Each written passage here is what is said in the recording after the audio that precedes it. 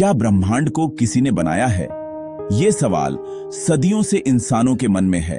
अरबों तारे, अनगिनत ग्रह और इतनी जटिलता, क्या ये सब अपने आप बन गया या किसी डिजाइनर का काम है? कुछ लोग मानते हैं कि इतनी सटीकता के लिए कोई सुपर पावर जरूरी है, जबकि कुछ कहते हैं कि ये सब विज्ञान के नियमों से चलता है। जब हम रात में आसमान देखते हैं तो ये सवाल और गहरा हो जाता है, क्या ये सब किसी प्लान का हिस्सा है? इस सवाल का जवाब ढूंढने के लिए न्यूटन, आइंस्टीन और स्टीफन हॉकिंग जैसे वैज्ञानिकों ने अपनी जिंदगी लगा दी। उन्होंने ब्रह्मांड के नियमों को समझने की कोशिश की ताकि हम इस रहस्य के करीब जा सकें। आज हम इसी सफर पर चलेंगे, समय की शुरुआत से लेकर क्वांटम दुनिया तक। तो चलिए जानते हैं कि ब्रह्मांड का ये ग्रैंड डिजाइन क्या है। क्या इसे किसी ने बनाया या ये खुद ही डिजाइनर है?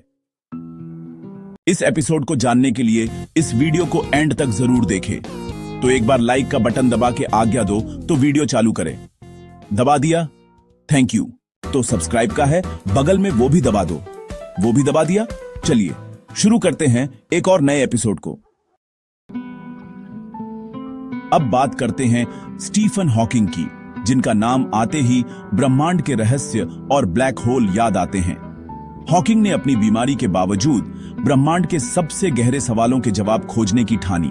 क्या ब्रह्मांड को बनाने के लिए भगवान की जरूरत थी? अपनी किताब द ग्रैंड डिजाइन में उन्होंने पूछा, क्या विज्ञान के नियम इतने सक्षम हैं कि ब्रह्मांड अपने आप बन सकता है? हॉकिंग ने आइंस्टीन की रिलेटिविटी और क्वांटम मैकेनिक्स को मिलाने की कोशिश की ताकि थ्योरी ऑफ एवरीथिंग मिल सके।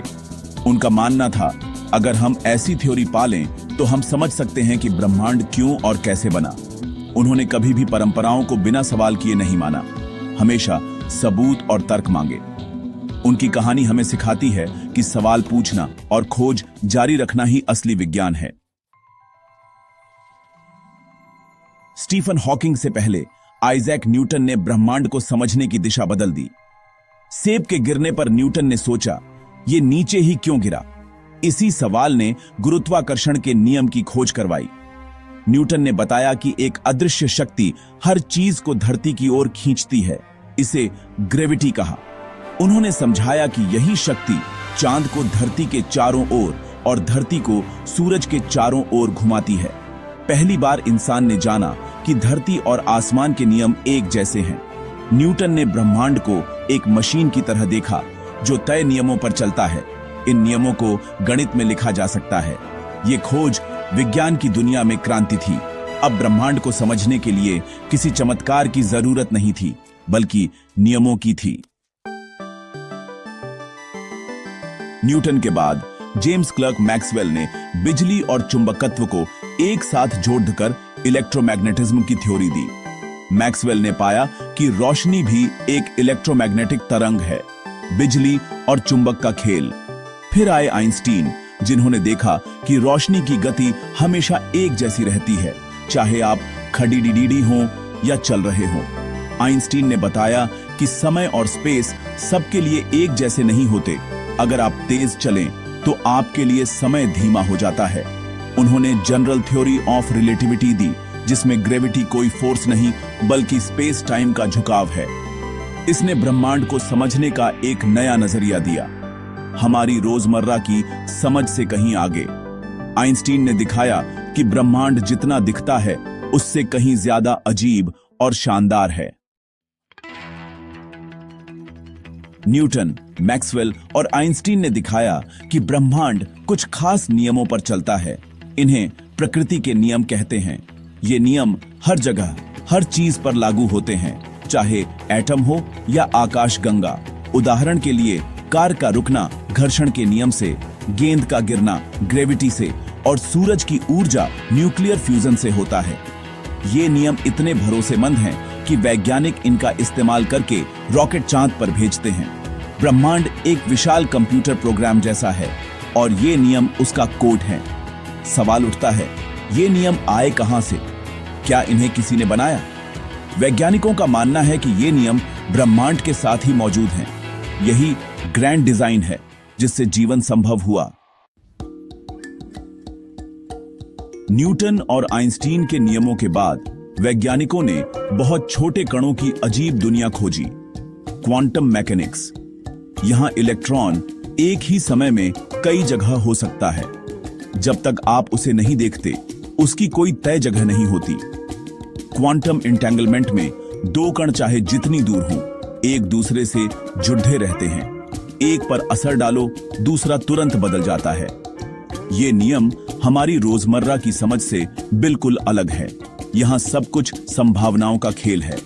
क्वांटम मैकेनिक्स बताती है कि ब्रह्मांड की बुनियाद अनिश्चित है। यहां कुछ भी तय नहीं। खाली स्पेस भी असल में खाली नहीं। वहां लगातार कण पैदा होते और खत्म होते रहते हैं। इसी से हॉकिंग ने सोचा, क्या पूरा ब्रह्मांड भी कुछ नहीं से पैदा हो सकता है, बिना किसी बनाने वाले के। आइंस्टीन की रिलेटिविटी और क्वांटम मैकेनिक्स को जोड़ने की कोशिश में वैज्ञानिकों ने स्ट्रिंग थ्योरी बनाई। स्ट्रिंग थ्योरी कहती है, सबसे बुनियादी चीजें कण नहीं, बल्कि ऊर्जा के छोटे छोटे स्ट्रिंग्स हैं, जो अलग अलग कंपन से अलग कण बनाते हैं। ये थ्योरी ग्रेविटी को भी शामिल करती है, यानी ये थ्योरी ऑफ एवरीथिंग बनने की दावेदार है। लेकिन इसके लिए ब्रह्मांड में 10 या 11 डायमेंशन होने चाहिए, जिनमें से ज्यादातर हमें दिखते नहीं।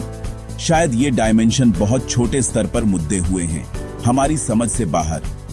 स्ट्रिंग थ्योरी के समीकरणों के कई हल हैं। हर हल एक अलग ब्रह्मांड को दर्शाता है। इससे मल्टीवर्स का आइडिया आया। शायद हमारा ब्रह्मांड अकेला नहीं, बल्कि अनगिनत ब्रह्मांडों में से एक है। अब सवाल पर लौटते हैं, क्या ब्रह्मांड को किसी ने बनाया? स्टीफन हॉकिंग का जवाब था, नहीं, जरूरत नहीं थी। उन्होंने ग्रेविटी के नियम का इस्तेमाल किया। ग्रेविटी की निगेटिव ऊर्जा और ब्रह्मांड की पॉजिटिव ऊर्जा मिलकर कुल ऊर्जा शून्य बनाती है। अगर कुल ऊर्जा शून्य है, तो ब्रह्मांड कुछ नहीं से बन सकता है। किसी बाहरी ऊर्जा की जरूरत नहीं। क्वांटम मैकेनिक्स के नियमों के अनुसार कुछ नहीं से कण पैदा हो सकते हैं, पूरा ब्रह्मांड भी। इसे स्वतः स्फूर्त रचना कहते हैं। ब्रह्मांड अपने आप बन सकता है। अगर मल्टीवर्स है, तो अरबों खरबों ब्रह्मांडों में से एक में जीवन के लिए सही नियम होना कोई हैरानी की बात नहीं। हॉकिंग के लिए यही ग्रैंड डिजाइन था। कोई बनाने वाला नहीं, बल्कि भौतिकी के नियम ही ब्रह्मांड को जन्म देते हैं। तो इन वैज्ञानिक खोजों का हमारी सोच पर क्या असर है? क्या हमें आस्था छोड़ देनी चाहिए? नहीं, विज्ञान और आस्था अलग सवाल पूछते हैं। विज्ञान पूछता है कैसे, आस्था पूछती है क्यों। दोनों के अपने अपने दायरे हैं। ये खोजें हमें विनम्र बनाती हैं। हम ब्रह्मांड में बहुत छोटे लेकिन खास हिस्सेदार हैं। ये समझ हमें एक दूसरे और इस ग्रह के प्रति जिम्मेदार बनाती है। हर जवाब नए सवाल लाता है, ग्रेविटी से क्वांटम, फिर स्ट्रिंग थ्योरी और मल्टीवर्स तक। ये सफर कभी खत्म नहीं होता, हमेशा सीखने और सवाल पूछने की प्रेरणा देता है। अंत में विज्ञान के अनुसार ब्रह्मांड को किसी ने नहीं बनाया, लेकिन आपका जवाब आपकी सोच और विश्वास पर निर्भर करता है।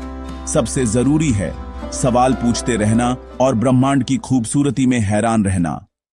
उम्मीद है आपको मिस्टीरियस टीवी का यह एपिसोड आपको बहुत पसंद आया होगा। मिस्टीरियस टीवी को जरूर सब्सक्राइब करना और हाँ, शेयर भी करना अपने दोस्तों के साथ।